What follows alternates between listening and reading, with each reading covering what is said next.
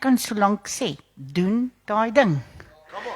Dr. Chris Marx het bietjie my getuienis geskuif, en ek dink nie, ek het vir pastoor Betty gesê, ek gaan hom so begin nie. Maar toe hulle sing daar, hy in Soritale, toe dink ek, my getuienis het begin. Ek het as 'n kind groot geword in die huis van die Here. Later aan het ek verkoud. Tot op 'n dag wat die Here tog my hart raak gesien het. Soos wat pastoor gesê het, dit gaan nie oor baie sing en wat jy doen of wat nie. God het 'n afspraak met jou. Nou kan ek my getuienis begin. Doen daai ding. Deur om te doen, het ek 'n ding in my lewe gekry en ek het met 'n passie na 'n verslawing van 14 plus jare het ek tred in die lewe verloor. Maar die Here het my pad langs gekom. Hy het my en my man se lewe passieflik gered.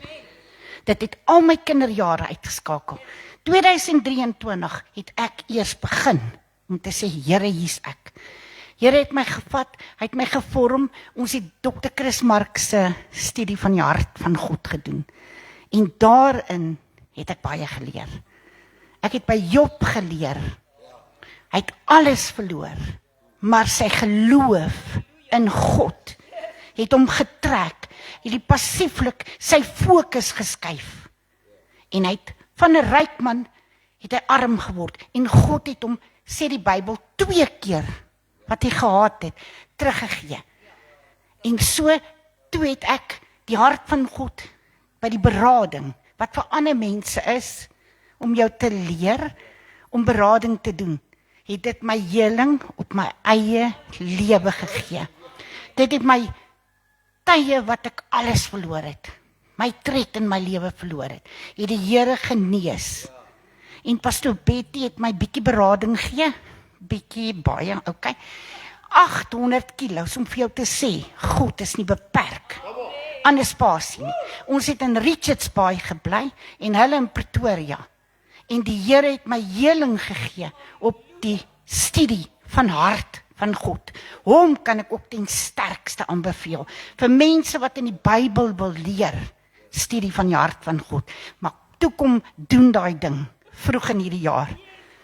Toe begin hy my te leer. Ek moet fokus, ek het geen selfbeeld gehad nie.